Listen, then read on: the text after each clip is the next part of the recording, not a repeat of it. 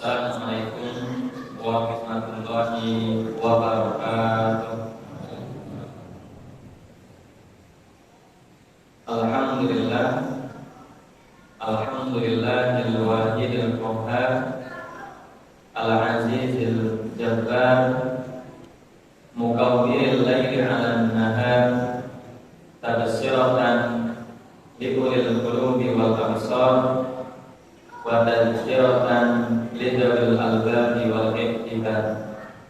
Asyhadu an la ilaha illallah wahdahu la syarika lah, wa asyhadu anna Muhammadan abduhu wa rasuluh wa khaliluhu wa habibuhu ad-da'i ila siratil mustaqim wal hadi ila dinil qayyim. Amma ba'du. Jemaah sekalian, Bapak-bapak, ibu-ibu, rahimani wa rahimakumullah, bersyukur malam hari ini Allah masih mampukan kita, kuatkan kita, sehingga kita bisa bermajelis, sama-sama belajar, dan semoga Allah berikan kepada kita, karuniakan kepada kita ilmu-ilmu yang bermanfaat, ilmu yang membuat kita semakin taat, ilmu yang mempertebal keimanan kita, ilmu yang membuat kita semakin baik akhlaknya kepada sesama. Salawat serta salam semoga senantiasa tercurah limpahkan kepada suri tauladan kita Nabi Muhammad sallallahu alaihi wasallam, keluarga, sahabat, serta kita selaku umatnya. Kita lanjutkan pembahasan fikih.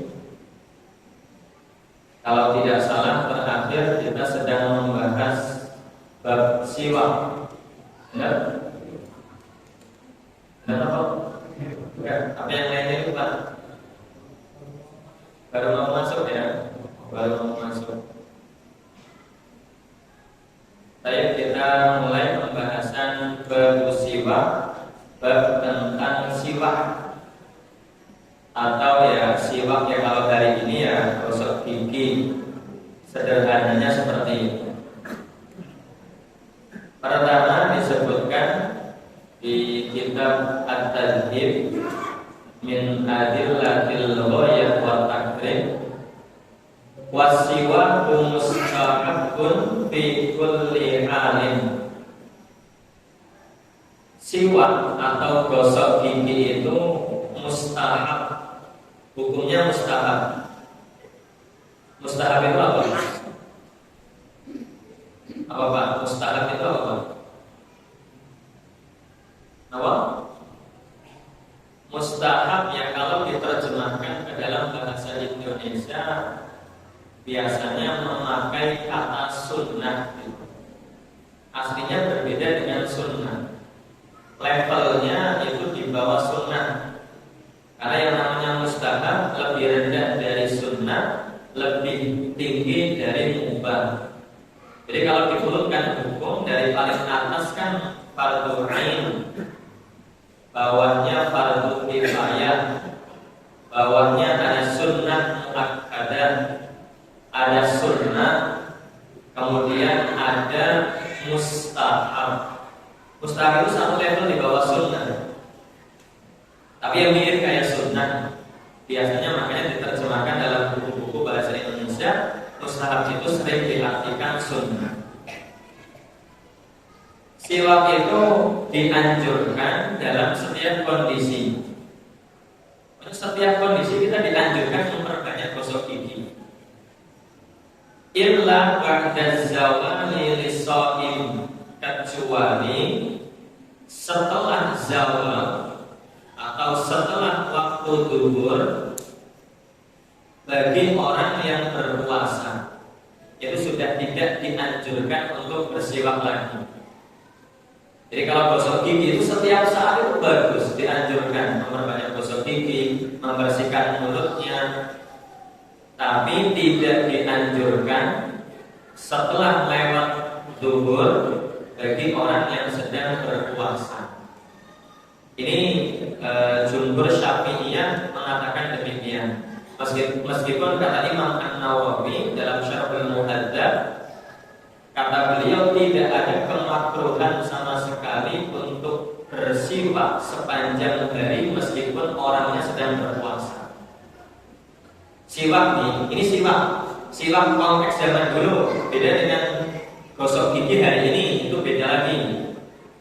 Karena kalau siwak itu kan hanya menggunakan kayu, namanya kayu arok, satu jenis kayu tertentu untuk siwak. Maka dalam kondisi bagaimanapun itu dianjurkan. Tapi tadi setelah lewat zuhur, bagi orang yang berpuasa, mayoritas ulama mazhab Syafi'iyah memakruhkannya. Ini hukumnya sedikit berbeda dengan sikat gigi yang umumnya hari ini dikerjakan. Kalau siwak kita kan pakai sikat gigi, pakai odol, pakai pasta gigi. Maka kalau hukum ini sedikit berbeda. Ada fatwa dari Syekh Muhammad Shalih Al-Utsaimin, salah satu mufti di Darul Ifta di Arab Saudi sana. MUI-nya Arab Saudi. Kalau menurut Syekh Muhammad Shalih Al-Utsaimin, karena ini kan permasalahan kontemporer, permasalahan baru. Zaman-zaman dulu kan belum didapati adanya pasta gigi. Maka ini perkara yang dibahas oleh ulama-ulama hari ini. Kata beliau, kalau dengan pasta gigi, maka itu semenjak fajar pun itu sudah tidak lagi dianjurkan. Begitu masuk waktu fajar, itu sudah tidak lagi dianjurkan, dimakruhkan. Kenapa? Karena rasa dari pasta gigi itu, kata Syekh Shalih Al-Utsaimin, itu bisa sampai ke lambung meskipun tanpa disadari, maka tidak dianjurkan. Berbeda dengan siwak yang modelnya kayu, itu kalau menurut jumhur Syafi'iyah, yang penting tidak lewat zuhur masih diperbolehkan. Lewat zuhur itu dimakruhkan. Jelas ini? Kemudian di sini disebutkan dalilnya, dalil kesunahan atau dianjurkannya bersiwak. Pertama, hadis riwayat Imam An-Nasa'i jilid pertama halaman 10 dari Ibunda Aisyah radhiyallahu anha, bahwasanya Rasulullah sallallahu alaihi wasallam bersabda, as-siwaku matahharatun lil fam. Siwak itu membersihkan mulut, wa mardhatun lirabbi, dan mendatangkan keridhaan Allah Subhanahu wa taala. Ini dalil pertama. Begitu juga dengan dalil-dalil yang sangat banyak di hadis-hadis yang tidak bisa kita jelaskan satu persatu. Insyaallah kalau hari ini insyaallah sudah dipahami dengan baik. Senang bersiwak.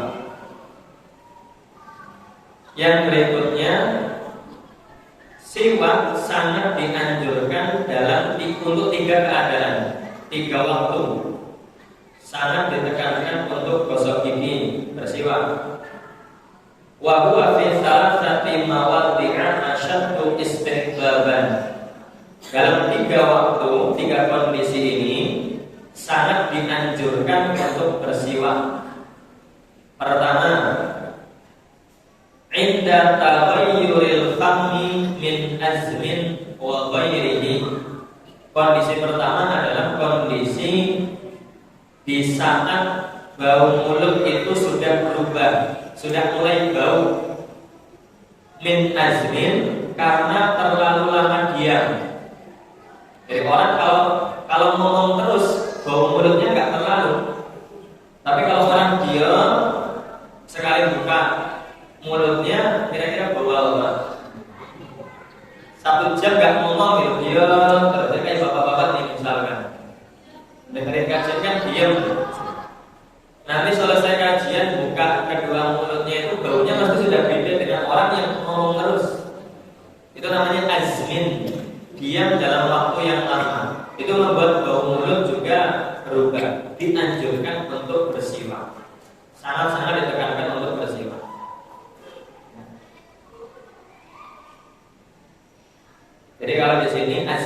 itu as-sukutu thawil, yang dalam waktu yang lama, al-tarkul akli wasyurbi, atau tidak makan, tidak minum dalam waktu yang lama. Itu membuat bau mulut semakin menyengat. Iya kan benar? Bapak-bapak rasanya kayak gitu enggak? Kalau minum, ini misal 5 menit minum, 5 menit makan gitu, bau mulutnya kan nggak terlalu. Tapi kalau dia misal 2 jam nggak makan, nggak ngobrol, itu bau mulutnya biasanya itu semakin menyengat. Nah, saat-saat itulah sangat dianjurkan untuk bersiwak. Ini yang pertama. Yang kedua, indal qiyami minan naum, saat bangun tidur. Ini sangat ditekankan untuk bersiwak. Ya. Hadisnya, dalil dari kesunahan ini adalah hadis riwayat Imam Al-Bukhari nomor hadis 236, 232, riwayat Imam Muslim 255 dari sahabat Hudzaifah bin Yaman. Karena Nabi sallallahu alaihi wasallam idza qama minal lail yashusu ba'du bis-siwak. Kata Hudzaifah bin Yaman, Nabi kalau bangun tidur malam nih, kalau tidur siang itu lebih ringan. Tapi kalau bangun tidur malam, karena tidur malam waktunya lebih panjang, otomatis bau mulutnya semakin menjadi-jadi. Maka ketika bangun tidur, ini sangat ditekankan untuk bersiwak, gosok gigi terlebih dahulu. Bapak-bapak bangun tidur hendak sholat tahajud, maka jangan langsung sholat tahajud, tapi gosok gigi terlebih dahulu.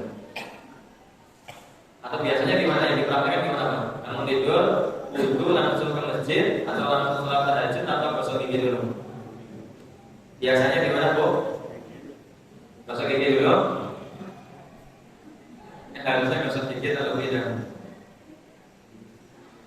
Ini kondisi kedua. Kondisi ketiga, wa indal qiyami ila shalah, saat seseorang hendak mengerjakan sholat.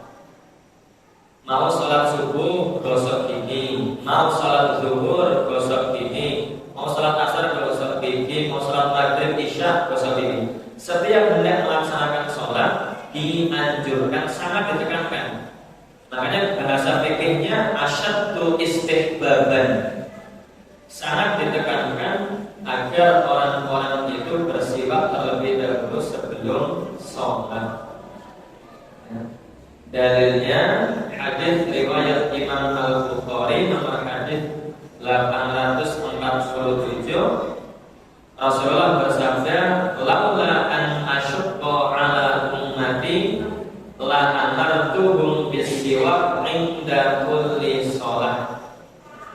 Seandainya aku tidak khawatir memberatkan umatku, tentu aku sudah merintahkan, wajibkan umatku setiap hendak sholat untuk bersiwak. Ya. Namun khawatirnya, Nabi khawatir kalau ini saya terus-teruskan perintahkan umatku untuk bersiwak setiap mau sholat, Nabi khawatir ini nanti diwajibkan. Karena khawatir diwajibkan, maka Nabi tidak selalunya mengingatkan hendak sholat siwak dan sholat siwak enggak. Karena khawatir nanti jadi perkara yang wajib. Karena wahyu masih turun, khawatir nanti turun penegasan wajib, repot gitu. Kalau mau sholat wajib siwak, tapi repot. Yang di kantor, yang di sekolah, yang di kampus, repot. Tetapi meskipun ini bukan perkara wajib, ini tergolong sunnah muakkadah di 3 kondisi tadi. Saat bau mulut sudah berubah, saat bangun tidur, dan saat hendak mengerjakan sholat. Jelas ini? Jelas ya? Kalau ada pertanyaan, nggak apa-apa untuk ditanyakan. Kalau jelas, sekarang kita bahas tentang wudu, fikih wudu. Dan ini saya bahas pelan-pelan, saya semua argumen, semua dalil, semua penjelasan dari para ulama. Saya ambilkan dari kitab At-Tadhib dan dilengkapi dari kitab Fathul Qorib. Dari dua sumber ini. Yang pertama, yang akan kita bahas pertama ini adalah tentang rukun-rukun wudu. Tentang apa? Rukun-rukun berwudu. Yang namanya rukun itu adalah sesuatu yang wajib untuk dikerjakan dalam wudu tersebut. Wajib.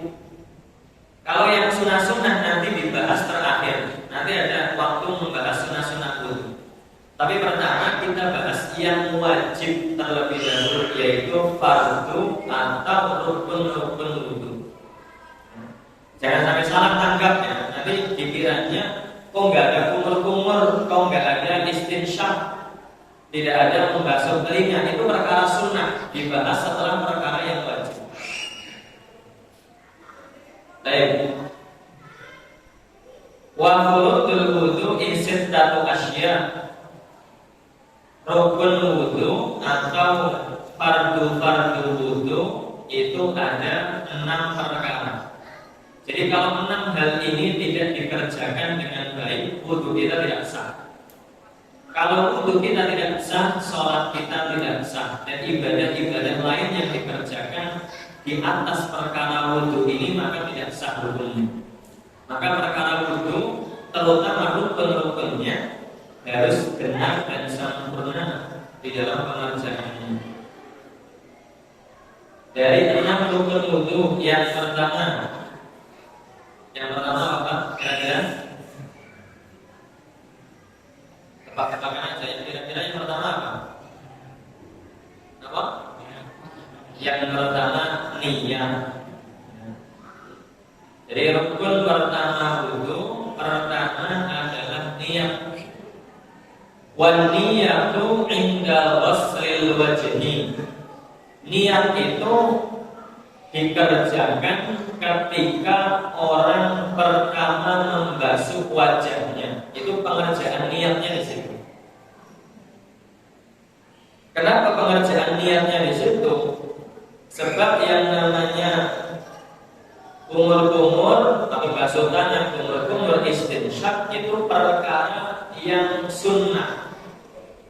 Tapi tidak masalah di dalam mazhab Syafi'iyah untuk takjilun niat, menyegerakan atau mendahulukan niat di awal tidak masalah.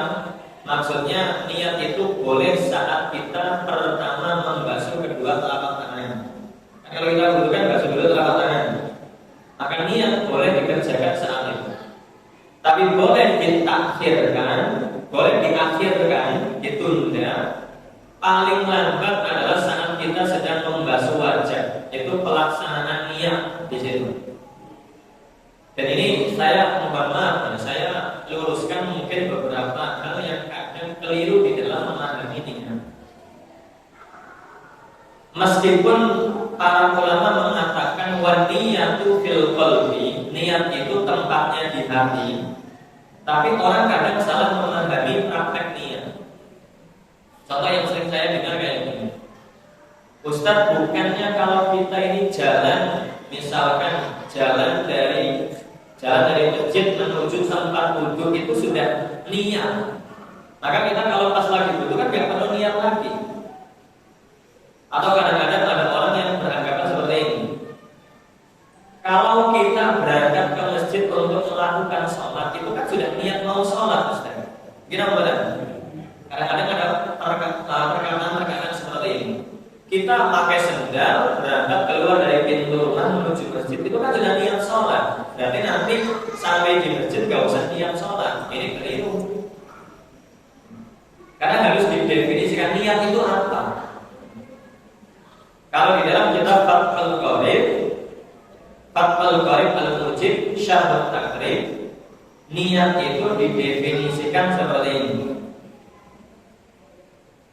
Wa haqiqatu niat, hakikatnya niat adalah qasdus syai'i muqattarinan bi fi'lihi. Yang namanya niat adalah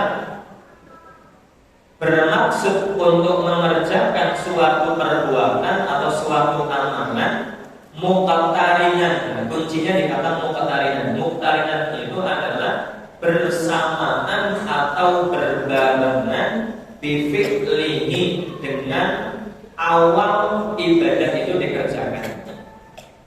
Contoh berwudu.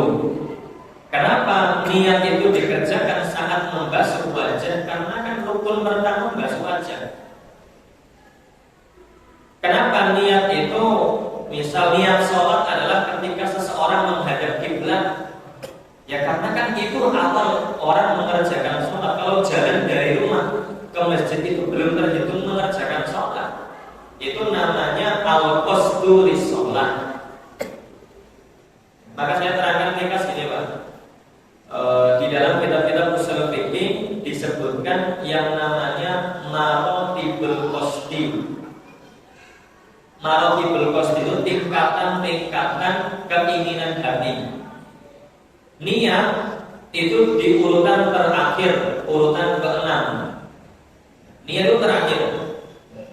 Ini biar gak salah, karena kadang-kadang orang meremehkan masalah niat.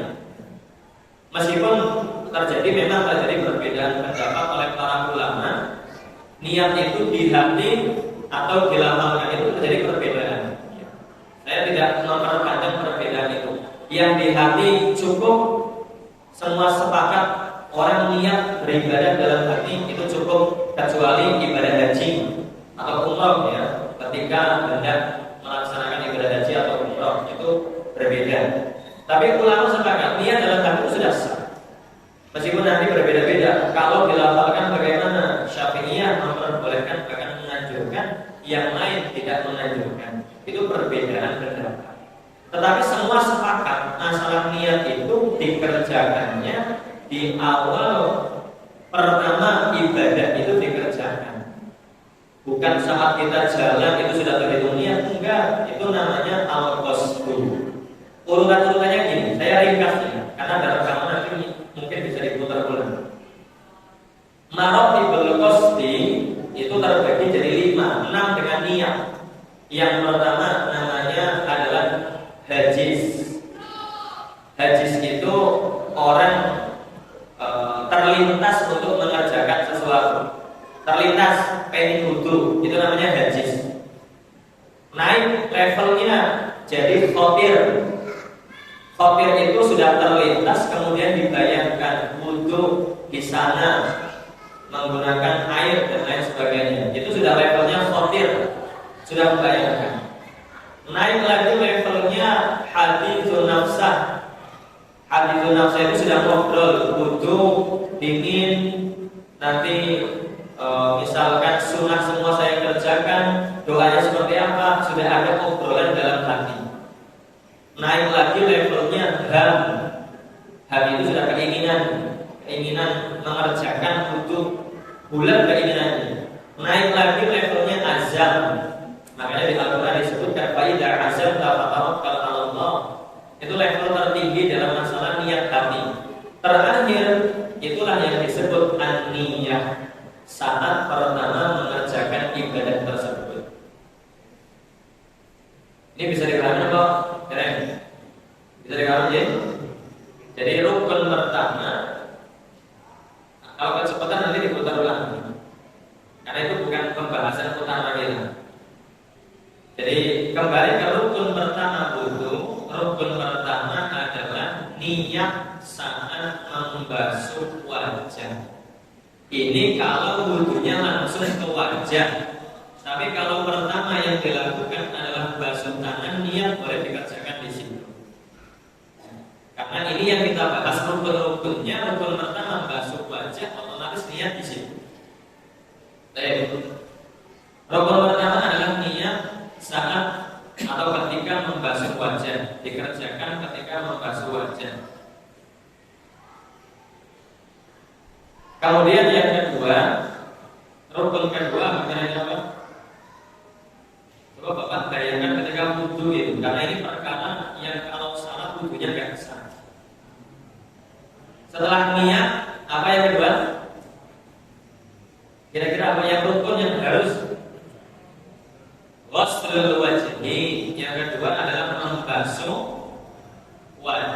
membasuh muka. Ini rukun yang kedua, yang tidak boleh kurang, tidak boleh ditinggalkan, harus benar. Kemudian kalau di dalam kitab Fathul Qorib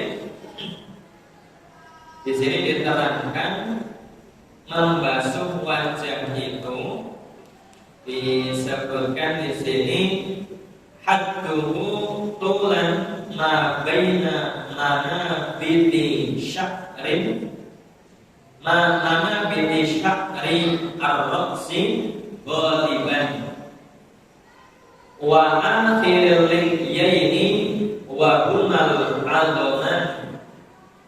Jadi batasan untuk membasuh wajah agar sah wudu kita dijelaskan di sini. Batasannya adalah tulan vertikal, itu adalah tempat tumbuh rambut.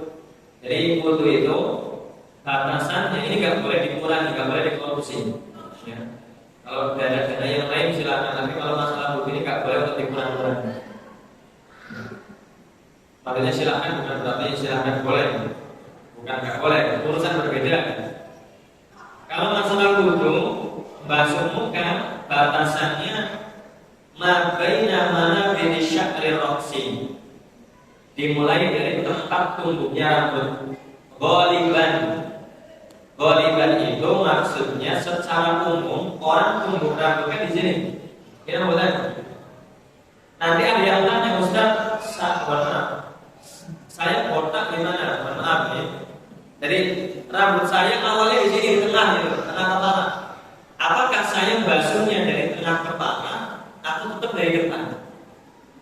Makanya dijelaskan oleh para ulama, min mana binti sya'ri ghaliban, dari tempat tumbuh rambut secara umum. Orang-orang kan tempat tumbuh rambutnya sini. Ya, meskipun di akhir rambutnya sudah tinggal sisa di belakang, itu urusan beda lagi.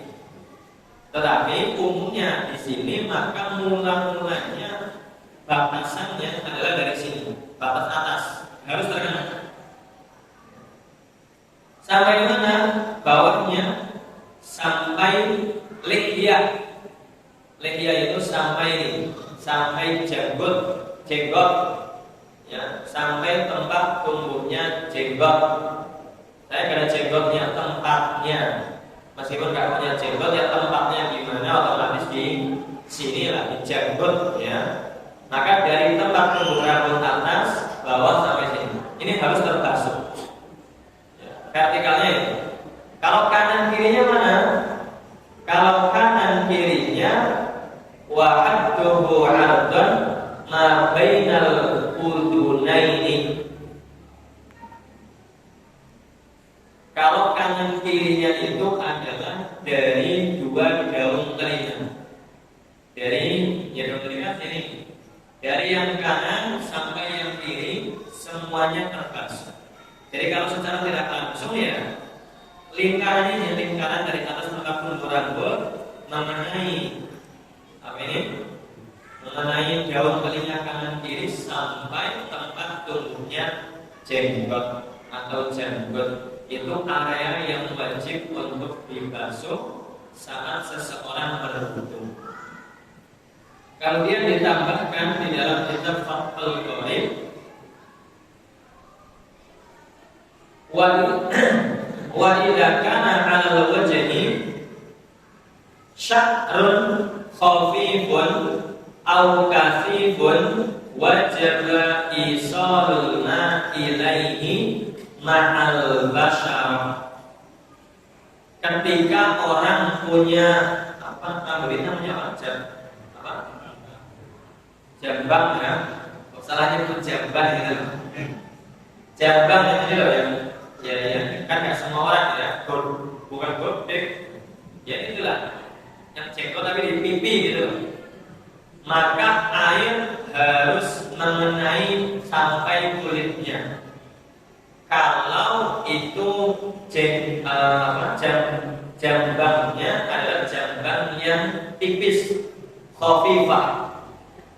Jambang yang tipis ya ukuran wilayahnya tipis semua kayaknya. Beda dengan orang-orang Arab yang kandel banget. Kalau yang tipis, maka air harus tetap sampai ke kulit. Kalau air nggak sampai ke kulit, nggak sah wudunya. Karena ini area-area yang wajib untuk dibasuh.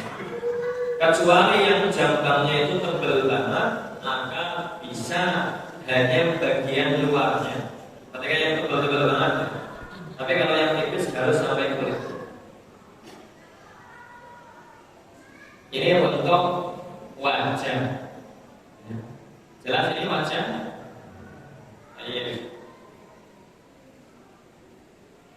Ini yang wajib ya Pak. Jangan tanya yang sunnah berapa kali, sekali, 2 kali, 3 kali. Itu nanti urusannya yang sunnah. Ini yang wajib. Yang wajib hanya sekali. Jadi yang wajib ketika basuh muka sekali tok itu sudah sah. Yang penting rata semua terkena. Kemudian rukun yang kedua, rukun yang ketiga, berarti nggak kenapa. Rukun yang ketiga adalah ghuslul yadaini ilal mirfaqaini. Apa kira-kira yang ketiga setelah wajah? Basuh apa? Kaki apa kepala? Tangan dulu. Membasuh kedua tangan sampai ke siku. Berarti mulainya dari siku ke jari, apa dari jari ke siku? Nah, karena kadang-kadang ada yang siku dulu gitu loh. Ya, di bawah keran itu sikunya dulu ke bawah ke jari. Dari atas ke bawah atau ke bawah ke atas? Dari jari. Ayo, berarti beda-beda. Ya, jadi kalau yang diajarkan oleh Rasulullah SAW adalah dari jari jemari sampai ke siku, bukan siku sampai ke jari. Karena kadang-kadang juga ada yang sekarang wudhunya metik otomatis gitu loh. Keran dibuka, tangan disetorkan gitu. Ya, cuma kayak gini dong. Ya. Suruh kerja sendiri gitu. Sering saya lihat kadang-kadang bapak-bapak dari atas ke bawah sama sekali nggak dikusuk-kusuk. Ya, cuma kayak gini, apalagi kaki biasanya. Kaki itu langsung disetorkan dong, biar kerja sendiri airnya. Gitu. Itu nanti ada pembahasan sendiri setelah kita membahas rukun-rukun. Kembali kepada pembahasan membasuh kedua telapak tangan. Membasuh kedua tangan di dalam kitab Fathul Qorib disebutkan di sini fa'il lam yakun lahu mirfaqon. Bagaimana kondisi orang yang tidak punya siku? Mohon maaf, misalkan orang buntung, misal diamputasi, tinggal ini loh, lengan atas gitu, tetap wajib membasuh apa enggak? Hah? Langsung kiri aja gimana? Kan yang nggak ada tangannya. Anjurannya padahal min asobit dari jari jemari sampai mirfaq. Mirfaq itu siku. Misal saja ada orang yang mohon maaf nih, tangannya mohon maaf buntung, tinggal tersisa dari lengan atas, tetap wajib basuh apa enggak? Nah, wajib basuh apa enggak? Gimana ya? Kan enggak ada tangannya gitu. Fathul Qorib di sini disebutkan ittaqtu biro qadruhuma, tetap diwajibkan untuk membasuhnya. Tapi kan sudah ada sikunya, sudah ada jari jemarinya. Qadruhuma, ya kurang lebihnya kadarnya. Maka kalau sudah tidak ada siku ya berarti pol inilah apa? Ya ujung dari tangannya tersebut. Misal bahwa ini buntung ya, bagian sininya yang diusap. Itu untuk istifah usyur agar gugur kewajiban membasuh tangan kanannya. Seperti itu. Kemudian di sini disebutkan, ini kitab Fathul Qorib, kitab ringkas tapi detail kalau bahas masalah fikihnya. Di sini disebutkan wa yajibu ghuslu ma 'alal yadaini min sya'rin wa al-dhafir wa yajibu izalatu ma tahtaha min wasaqin yamna'u usulal ma'i ilaihi. Saat membasuh tangan beberapa hal yang harus diperhatikan. Enggak saya ulang, waktunya terbatas. Pokoknya ngantuk ya ketinggalan. Tangan pertama ketika membasuh tadi dari ujung jari sampai ke siku. Ini yang wajib ya, pokoknya ini bahasan yang wajib. Sunah-sunahnya besok. Dari ujung jari, kalau dalam Fathul Qorib, dalam di kitab-kitab yang lainnya, anjurannya gini. Misalkan tangan, kalau pakai keran gampang, keran buka, air mengalir, basuhnya dari punggung tangan. Ini loh, punggung tangan dulu.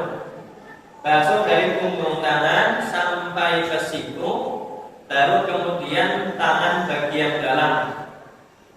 Terakhirnya ada tasbihnya. Ada tasbih seperti ini terakhir. Jadi ujung ini asobi bagian luar, kemudian bagian dalamnya, terakhir tasbih. Agar sela-sela ini juga terkena. Karena kalau sampai sela-sela jari kita ini tidak terbasuh, tidak sah wudunya. Jangankan sela-sela muhammadi, kalau di Fathul Qorib tadi wa yajibu izalatu ma tahta al-dhafir, wajib menghilangkan kotoran-kotoran yang ada di bawah kuku. Itu wajib. Ketika mohon maaf Bapak berwudu, tetapi sebelum berwudu Bapak harus garuk-garuk gitu. Garuk-garuk itu apa namanya? Hulung apa itu? Apa itu kakinya gitu loh. Kakinya itu nempel di kuku itu. Hitam-hitam nempel di kuku. Lah ini kalau dalam istilah fikih yang nak wusulal ma, ini menghalangi air sampai ke ini loh bagian bawah kuku, maka wudunya tidak sah. Makanya harus benar-benar dibersihkan kukunya terlebih dahulu ketika berwudu. Batasannya sampai mana? Batasannya sampai dohirnya yang terlihat oleh pandangan mata. Maksudnya kan ini, kalau kita melihat jari jemari kita, kan ada di bawah ujung kuku itu kan terlihat langsung oleh mata. Ini benar? Ya. Kalau yang di balik kuku kayak gini, kita melihat kuku di bawah sini ada, itu sih tertutup oleh kuku. Tapi kalau kita melihat ujungnya, otomatis kan ujungnya ini harusnya terlihat oleh mata. Itu wajib terbasuh. Kalau sampai tertutup, misal garuk-garuk kotoran, daki nempel, sebelum wudu tidak dibersihkan, air tidak sampai di bawah kuku, maka tidak sah wudu. Itu yang perlu diperhatikan. Bisa dipahami kan? Itu yang ke berapa persen? Ketiga. Yang kalau ada pertanyaan langsung nih, maksudnya kalau tidak ada biar saya bablaskan sampai waktu habis gitu loh. Tapi kalau ada pertanyaan silakan untuk ditanyakan. Ya. Jadi cara pemilihan atau misalnya bagi pemilihan tidak sambungnya.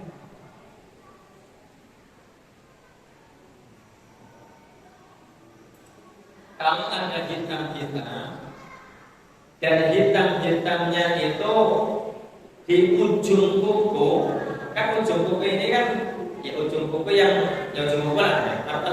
Kalau ujung kuku itu kan otomatis terlihat oleh mata. Kalau yang terlihat oleh mata itu masuk dohir, harus dibasuh. Kalau misal hitamnya itu mohon maaf ya, di tengah kuku gitu loh.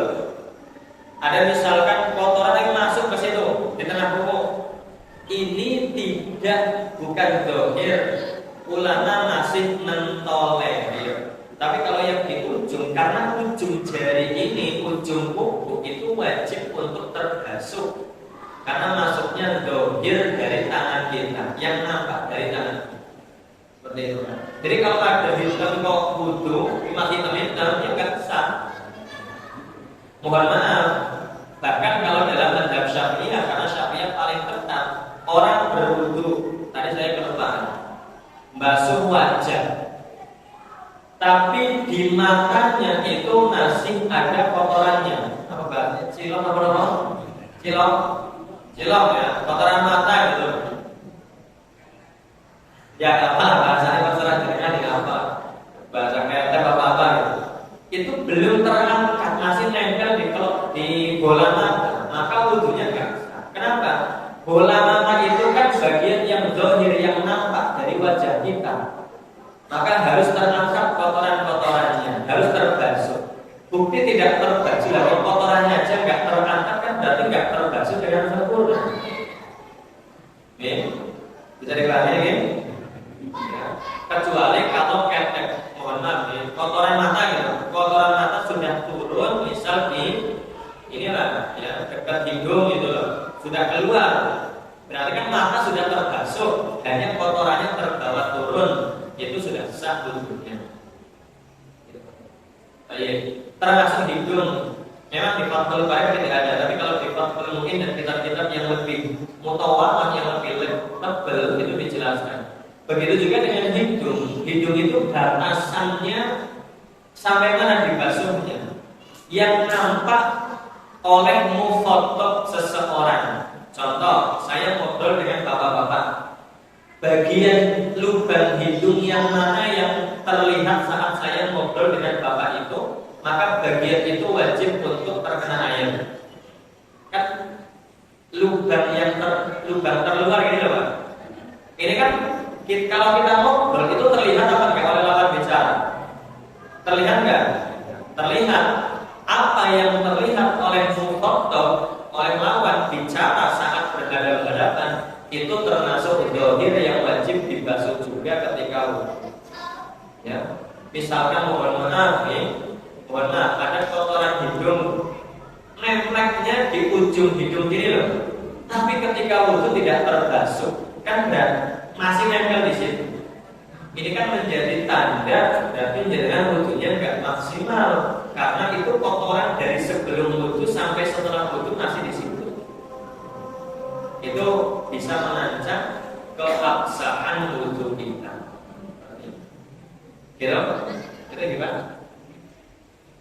Ada lagi pertanyaan terkait tangan, wajah? Tidak ada? Kalau tidak ada, belum ya? Satu menit. Alhamdulillah sudah habis. Jadi mungkin sampai di sini terlebih dahulu. Untuk rukun wudu yang kita bahas malam hari ini berarti satu niat. Harus niat, orang wudu nggak niat wudunya nggak sah. Bapak-bapak tiba-tiba langsung ke tempat wudu karena mungkin banyak pikiran bengong gitu. Kok tiba-tiba saya sudah di sini, sudah selesai wudunya gitu. Maka wudunya nggak sah. Kenapa? Nggak niat dia ketika wudunya tanpa sadar. Maka pertama rukun wudu niat. Yang kedua membasuh wajah, batasannya tadi sudah jelas. Yang ketiga membasuh kedua tangan sampai siku. Tadi aturan-aturannya juga sudah kita sampaikan.